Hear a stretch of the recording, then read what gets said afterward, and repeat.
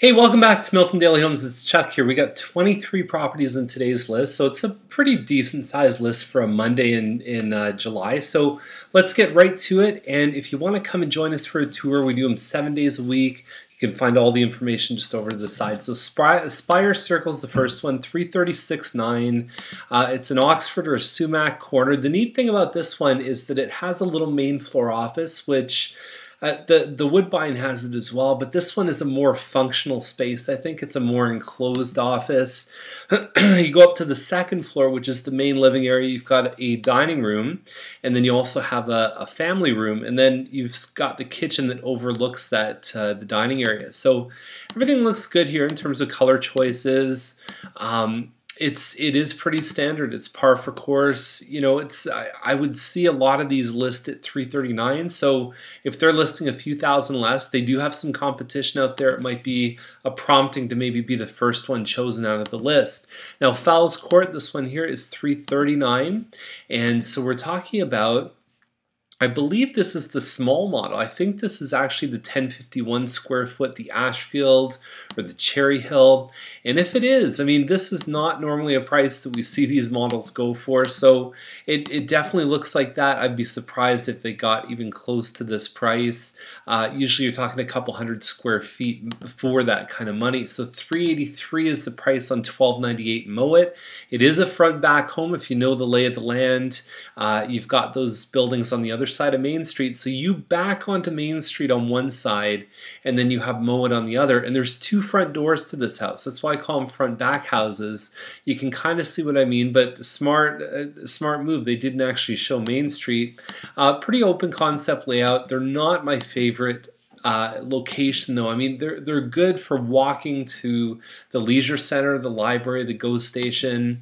In that sense, it's ideal, but you can only put like a 4-foot fence here, and then you're backing right onto Main Street, and it can be loud 24 hours a day. So not my ideal place to be. I think I've probably hammered these guys sufficiently over the last few years. McNair is 394.9. It's a Madme home. It's a nice neighborhood, and you've got about 1,380 square feet of space. Big open concept floor plan. This could be a dining room, but you kind of have to weave around your table if you do. Most people tend to use it as one big open room, and then you've got your kitchen with an eat-in area. That's where most people decide to have their main food serving location. Then you've got a finished basement, and these models I've seen them sell for close to $390 without the finished basement. And these guys have some good upgrades, and they look like they're neat and tidy. So that's all it's going to take. I think they're going to do really well. Kavanaugh is at 412, and so it's a Hillsview end, so it's 1510 square feet. And if you don't mind the photos that are sort of, you know, like they're getting wide, and then we see all kinds of weird camera angles. This one here I don't think represents the kitchen, but it's not that far off. Yeah, I think they're within range of what they probably should sell for. McGuire Terrace is a Westgate corner, 1717 square feet. We've seen quite a few of these in the last couple months that have listed and sold, and actually for a pretty good dollar. So 426.9 is right in line. I think they've got some good upgrades in here. The nice thing about the upstairs is you have this extra bonus area, and I think that these guys may have cleared out a wall up here because there's a little small space, and I think they got rid of that. Which is probably a good move overall. So good floor plan. People like these models, and they should probably do pretty well. That's somebody who's acting as their own listing agent, so you can bring your own representation usually in to negotiate for you, but they just don't have I guess a traditional listing agent. That's their role as sellers. So Farmstead is 429.9, and I've thought for a long time there's been a couple sales in here that have been big sales. I don't always agree with the prices they're selling for. I think that they're overvalued based on some of those sales. I think people got some bad advice when they were buying them. This is about a 1,500 square foot floor plan. It's nice and open. It's got the finished walkout basement here, and depending on what it's got behind, you know, they will stretch into the the fours. I just don't see this one happening, although they do have a kitchen in the basement. So there's really no photos of that. There's nothing going on in the basement that I can tell. Maybe that might push these guys. It's hard to say. $800 a month in the basement covers probably about $150,000 on a mortgage. So buying that one can actually be cheaper than buying even some of the condos in town when you look at the net cost. So that can be a big benefit to certain individuals. Herman Way is $439,900. It's another Hillsview end. We profiled one a couple homes ago, the one at $412,000. And so at $439,000, these guys would have to prove that they've got $28,000 in extra stuff. And it's a standard lot. There's no finished basement. You know, I'd be really surprised if these guys got this price. I don't think it's possible. Andrews Trail's $459,000. It's a semi-detached, and there's some nice landscaping going on. There are some parquet floors, which buyers generally have a bit of a tough time with. And the neighbor actually, I believe, did really well. I know they were listed for the same price, so depending on which set of information someone looks at, they may see the value in that one too. About 1,900 square feet there. Caverhill, $492,900. So we're talking about a Powell model, about 1,900 square feet. Took the closet doors off and built this neat little structure in here. And you can see the pride of ownership in this home right from the beginning. You can see the hurricane light here. You can see all the different built-ins. Things have been really taken care of very well in this home. And you can see even the kitchen. You've got a little desk here. You've got the extra pantry space, the pot lights. Really, really well done. And homes like this really create an emotional attachment, I think, for buyers. And it's got a big pie-shaped lot too. And all the homes on the street are good. They relisted this one. I think it's great value. I think that we saw even a couple months ago worse homes than this selling for around this price. So they're in a good spot. Tyrone is $499,000, double car garage, about 1,900 square feet. I think it's a planned 5-corner, one big open room here, plus a kitchen, and they're going to do well. I think the last 8 models like this have listed at $499,000. It seems to be the hard cap on these models. Not many of them are crossing 5, but usually within a couple weeks as they're sold at the $499,000. 455 Scott is at $505,000, and so it's a Derby model. It's a single car garage, 4-bedroom, and it's more than 2,000 square feet. Hardwood main laminate upstairs. That's all I got on this one. It looks like there's a granite counter in the kitchen. Have to wait for the photos really to tell what's going on there. Rule is $534,900, and it's a Mattamy Plan 6. It's 2,301 square feet. No appliances really bothers me. I think if you're going to list a home at $500,000, include the appliances, make it easy for someone to move in. Same thing goes for things like air conditioning, although the return is much higher on the appliances than the air conditioning. So sometimes it's a judgment call on that kind of stuff. Okay, so you've got a main floor den, dining room, family room, and then kitchen on the main floor. You've got 4 bedrooms upstairs, plus there's a big open loft area, and you've got laundry upstairs. It's actually one of my favorite floor plans. I think it's a great model. I don't know if the pictures really wow me on this one. They could do okay here, and it's obviously immediate possession. Now, I look at some of the descriptions here, and I put this on Twitter last week. Which statements in real estate listings are would you never like to see again? And things like rare and unique layouts, open concept, functional layout. Those are all very, very overused terms. You know, value meets opportunity is, I guess, an interesting thing to say. I don't know if this driveway has been photoshopped, but it definitely doesn't look real to me. $549 is the price. Actually, a pretty good price. It's probably about an acre. You've got this little gravel path here. That driveway doesn't look as dark as the front photo. There's nothing inside, which makes it tough to figure out. But really, I wouldn't expect a lot from this one. If it is nice inside, it actually seems like a pretty good deal to me. But when you look at this one here too, it's got all those spacious move-in ready. It's got all that rhetoric that we find. Better hurry, this one won't last long.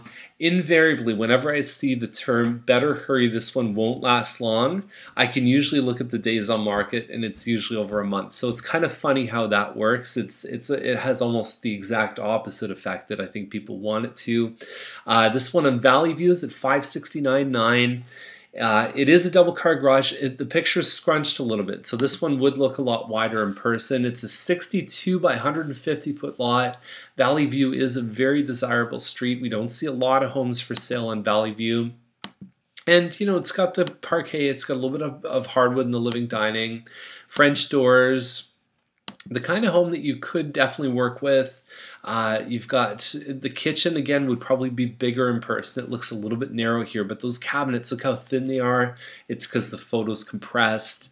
The one thing about this one is it backs onto Ontario. So that, I mean, you look at something like this, it's about the same price as some of the stuff we see on Martin, for example, and having the road influence behind. I mean, if this was on the other side of Valley View, you'd see the value go up substantially. So might be a good home for someone. It might be a little bit noisy, but having that extra yard space definitely helps. And it's a big home, 9-foot ceilings. It's got some nice little touches to it.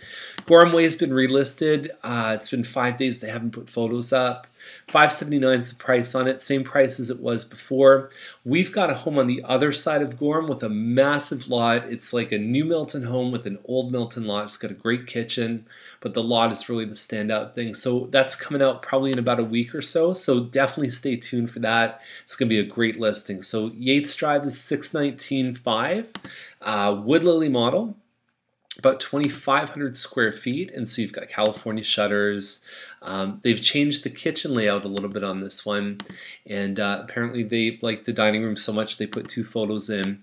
And it's a nice floor plan. The thing about this one that people don't like is the fact that your garage protrudes forward, but what happens when you do that is you lose the driveway space, but you gain a room in the house, because when the garage slides forward, now you can build an extra room into the house. So it's a bit of a trade-off. It's got a great main floor, but you just have to deal with losing that parking space. You could probably fit a motorcycle in front here, but not a car if you've got the sidewalk in front of you. So 921 Yates, same thing with this one. Been waiting for the photos for a little while. 629, 4 bedrooms. I don't know anything about it beyond the fact that it's more than 3,000 square feet. It looks like it has a lot of upgrades in it, but we'll have to wait and see which home it is. So 812 sales, Juneberry model. So we're talking less than 3,000 square feet. 649 is the price. Yeah, it looks okay. It's got those green apples, which is always a good thing. Nicely painted. Yeah, you got some upgrades in the bathroom there. So yeah, it's decent. Sales Court is a pretty desirable street, but usually we see these models float a little bit less than 650, but I wouldn't be surprised if they got pretty close to that. This one here is a little bit bigger. I believe it's called a Coleman model. Getting close to around 3,000 square feet. $749 is the price on this one. It has a little bit wider and deeper lot. So the 50 by 100s is something that Mappy only put on a couple streets. And so you do have a very respectable size backyard for a new home. Yeah, I just don't think that this home is in the right range. I feel like it's probably a little high for what you're getting. Now this home here, it's price is $770. It's about 5 acres. I'm not even going to try and pronounce it because I screw it up every time. Nasagawaya, squeezing, or I don't even know. My friends all try and tell me, and I just never seem to get it right. Tomato, tomato. Looks like a big home. No photos, so we can't really tell what's going on inside this one. But if it's half decent, I think there's a lot of value there too. Bronte is at $995. It's been listed for like 6 months. It hasn't had a lot of action on it. Mostly development land, but you want to check your zoning maps. And I'm going to show you how to do that with this next one on 5th Line.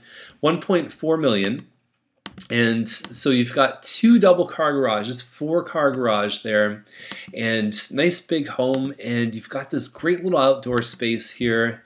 Look at that. I mean, imagine just, like cooking at the fireplace, maybe cooking hot dogs, just hanging out with your friends. It's got a huge workshop here, and it's got a home that looks like a pretty good size. So now we've talked a lot about bad descriptions today, but look at this one. The property Cars Slow Down to Admire is now for sale. That to me gets a salute. That's a great description, and so these guys have done a great job here.